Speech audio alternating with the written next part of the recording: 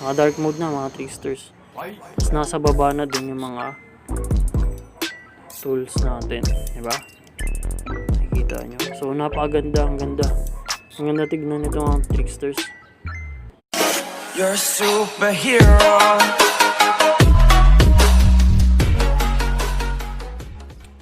So guys, good afternoon. Welcome back to PH Tricksters. So welcome back mga Tricksters and welcome sa mga bagong viewers natin dyan. So today, meron naman tayong bagong video tutorial na gagawin mga Tricksters. Actually, trick to sa Chrome browser app na meron tayo. So Chrome browser app lang mga Trickster yung gagamitin natin. Wala nang iba. So napakadali lang. So kung makikita nyo sa title, yun yung gagawin nating trick na sobrang makakatulong talaga to sa inyo, lalo na sa mga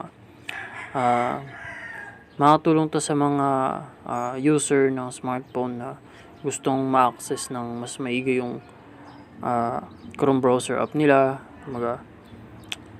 Mas magiging accessible to lalo na kapag lilipat ka from tab to another tab, ganyan. So ayan, makakatulong to mga Trickster. So bago tayo mag-start, subscribe muna kayo sa channel natin. Click nyo yung subscribe and ring nyo yung bell para ma-notify kayo every time na mag-upload tayo sa channel natin. So follow natin tong channel natin mga Tricksters. Thank you. So start na tayo. So ayun nga, sa trick na to, gagamit lang tayo ng Chrome browser app. Syempre yun yung gagawa natin ng trick. So buksan natin yung Chrome browser app natin. So yan yung default na makikita mo every time na magbubukas ka ng Chrome browser app mo mga Trickster. So siyempre unang makikita yung logo ng Google, yung home button, yung number of tabs na nandyan. So yan yung default na makikita natin sa Chrome browser app natin. So try natin mag-open ng isang tab. Saan yung Pinterest na wala? Yan. So, yan yung default na makikita mo every time na may pupuntahan kang website. Every time na, ayan, maglalagay ka ng, magsa-search ka dito sa search bar natin. So, yan. So, ayan, nasa taas silang lahat, diba? Home button, number of tabs, tas yung options. Ayan, nandyan silang lahat sa taas. So, sa trick na to, ang gagawin natin is, lahat ng yun ilalagay natin sa baba. So bakit natin ilalagay sa baba? So that para mas mabilis mong pindot or ma-access yung mga tabs na meron ka. Like ito ang number of tabs na meron ka. Pag nilagay mo yan sa baba, so mabilis mo siyang mapipindot. So mabilis kang makakalipat sa ibang tab na meron ka. So ayan. So start na tayo. Una, punta kayo ng search bar nyo. Click nyo lang. Then, search nyo yung Chrome. Yan. And, lagyan nyo ng colon. Then, dalawang slash. And, flags. Yan, makikita nyo agad yan. Flags. So, hit nyo yung, hit nyo yung enter. Yan.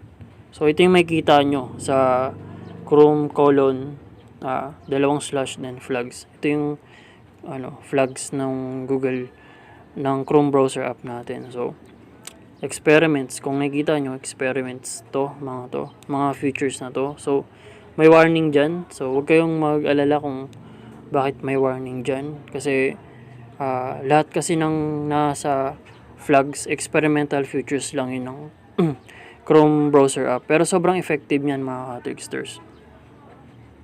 So ayun, meron tayong makikita ang search bar dito sa flags natin. So, ayan, magsa-search tayo dyan. Ayan ang una nating search dyan.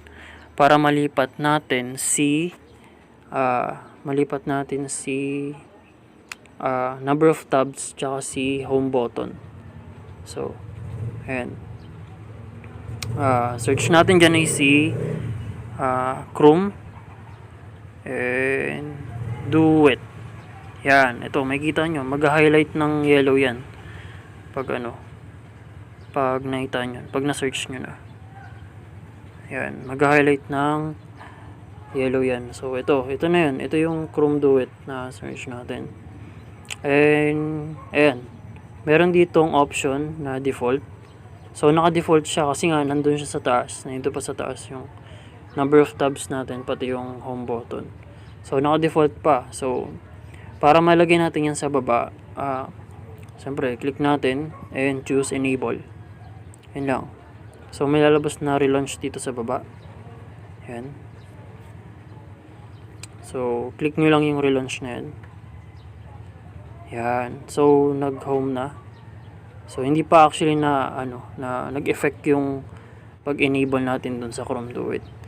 So, close muna natin yung app, yung Chrome browser natin. Then, balik tayo dun. Ayan na, nandito na, makikita nyo mga Tricksters. Nandito na yung number of tabs, home button, and yung quick search button natin. So, may mga dagdag actually, yung share. Ayan, pati yung option nandito natin sa baba. So, ayan. Diba? Madali lang yan. So, meron pa tayong isa, mga Tricksters meron pang isang flags na gagawin. And ito, malapit tong trick na to. Para naman to sa mga user na gustong maging elegant tingnan yung Chrome browser app nila. Mostly, lahat gusto natin, usong-uso na kasi nowadays yung dark mode theme ng mga apps. So, sa Chrome browser app, meron din tayong dark mode na tinatawag. So, ito yung trick na to, mga Tricksters. So, still, dito pa rin tayo sa, Chrome :/ and flags. Dito pa rin tayo sa flags. I-enable natin yung dark mode na yun. So, click nyo yung, search flags. Then, i-type nyo UI and space dark mode.